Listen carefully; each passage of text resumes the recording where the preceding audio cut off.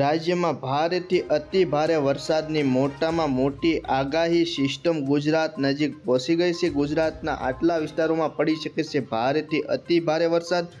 પવનની ગતિમાં મોટો ફેરફાર જોવા મળશે। સંપૂર્ણ માહિતી મિત્રો આપણે આ વિડીયોની અંદર જોવાની છે।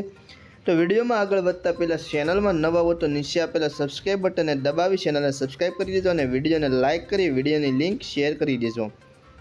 તો જોઈએ મિત્રો વિગતવાર માહિતી। તો રાજ્યમાં કેટલાક વિસ્તારોમાં વરસાદી માહોલ અત્યારે જોવા મળી રહ્યો છે। ખાસ કરીને સૌરાષ્ટ્રના જે વિસ્તારો છે એમાં સૌથી વધારે અત્યારે વરસાદી માહોલ સર્જાયેલો જોવા મળી રહ્યો છે।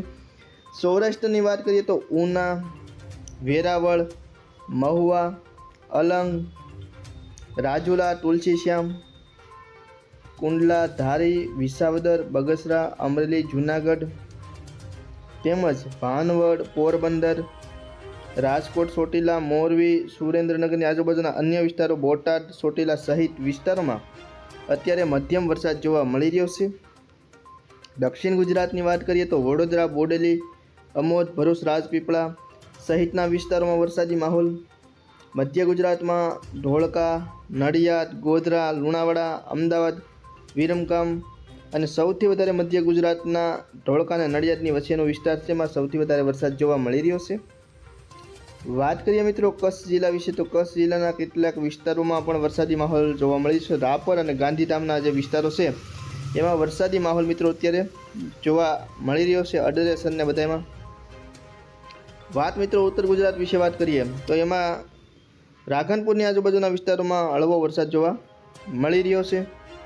વાત કરીએ મિત્રો હવે આપણે 29 તારીખની તો 29 તારીખના રોજ સૌરાષ્ટ્ર અને દક્ષિણ ગુજરાતના વિસ્તારોમાં વરસાદી માહોલ જોવા મળશે। દક્ષિણ ગુજરાતમાં સુરત, વલસાડ સહિતના વિસ્તારો, જો કે સૌરાષ્ટ્રની વાત કરીએ તો સૌથી વધારે દ્વારકા, જામનગર, જૂનાગઢ, ઉના સહિતના વિસ્તારોમાં સારો એવો વરસાદ મધ્યમથી ભારે વરસાદ પણ વેરાવળને બધા વિસ્તારોમાં પોરબંદરને ભાનવડને એમાં પડી શકે છે। બાકીના સૌરાષ્ટ્રના વિસ્તારો અમરેલી, ભાવનગર, અલંગ આ બધા વિસ્તારોમાં બોટાદ સહિતના હળવો વરસાદ જોવા મળશે 29 તારીખના રોજ।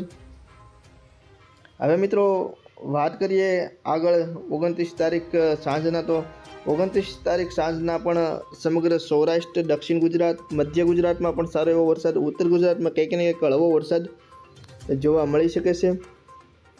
સમગ્ર સૌરાષ્ટ્રમાં 29 તારીખ રાત્રિના સમયગાળા દરમિયાન વરસાદની સંભાવના રહેલી છે।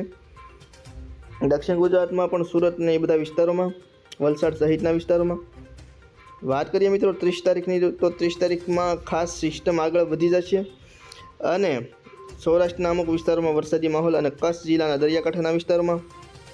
1 તારીખની વાત કરીએ તો રાજ્યમાં છૂટોછાટો વરસાદ જોવા મળશે સમગ્ર રાજ્યમાં અને 2 તારીખમાં કંઈક ને કંઈક હળવો વરસાદ જોવા મળી શકે છે। 3 તારીખની વાત કરીએ તો મિત્રો 3 તારીખના રોજ સમગ્ર રાજ્યમાં પાછો ફરી વખત વરસાદી માહોલ બને તેવી શક્યતા રહેલી છે। તો માટે ખેડૂત મિત્રોએ ખાસ જે વ્યવસ્થા કરેલી હોય મેનેજમેન્ટ એમાં ખાસ આ તારીખો વિશે ધ્યાન દોરે। બધું ખેત પેદાશો, અન્ય બાબતો, સોપામણ કે જે કાંઈ વિશે હોય તમારે ખેત પેદાશોનું એના વિશે મિત્રો ખાસ તમે તારીખ નોંધી લેજો, કારણ કે 3 તારીખના રોજ ફરી વખત વરસાદી માહોલ સર્જાશે। 4 તારીખની વાત કરીએ તો 4 તારીખના રોજ રાજ્યમાં કંઈક ને કંઈક છૂટોછાટો વરસાદ। 5 તારીખની વાત કરીએ તો 5 તારીખમાં પણ કંઈક ને કંઈક છૂટોછાટો વરસાદ રાજ્યમાં જોવા મળી શકે છે। 6 તારીખના રોજ વરસાદી માહોલમાં સાવ ઘટાડો।